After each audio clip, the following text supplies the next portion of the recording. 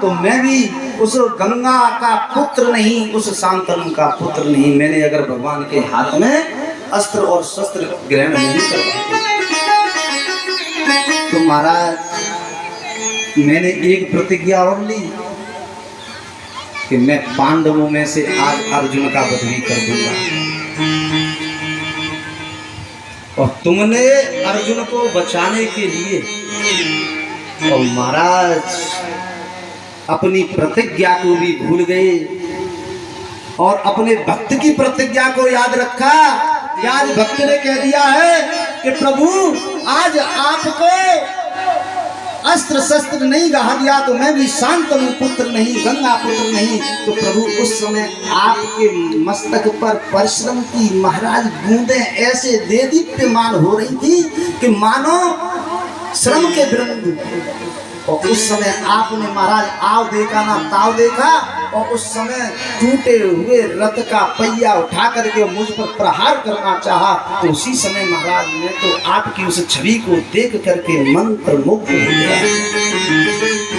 और महाराज दूसरी बात, आप भक्तों के लिए ना जाने क्या क्या करते हो। उस समय मैंने जो प्रतिज्ञा ली थी तो कहा कि मैं पांडवों में से अर्जुन का वध ही कर दूंगा। और जैसे ये बात द्रौपदी को पता चली तो द्रौपदी बड़ी चिंतित हुई और द्रौपदी ने कहा कि ये तो अगर भीष्म पिता ने प्रतिज्ञा ली है तो ये महाराज अपनी प्रतिज्ञा को पूरा करके ही छोड़ेंगे, क्योंकि नाम ही उनका भीष्म, एक नाम उनका भीष्म। अब महाराज जैसे ही सोचा है तो भगवान ने कहा सुनो ज्यादा देर मत कर, इस समय भीष्म पितामह एकांत में होंगे और तुम उनके शिविर में चलो। तो उसने कहा कि मैं शिविर में जाऊंगी तो मुझे भीष्म पितामह पहचान लेंगे। उन्होंने कहा कि तुझे इस वेश में जाना है, उतार वस्त्रों को और दासी के वस्त्र पहन, और मुझे भी दासी के वस्त्र पहना।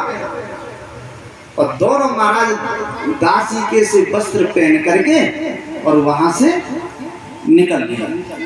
अब जैसे ही द्रौपदी अपनी चरण पादुकाओं को पहन कर जा रही थी तो वो आवाज कर रही थी चरण पादुका।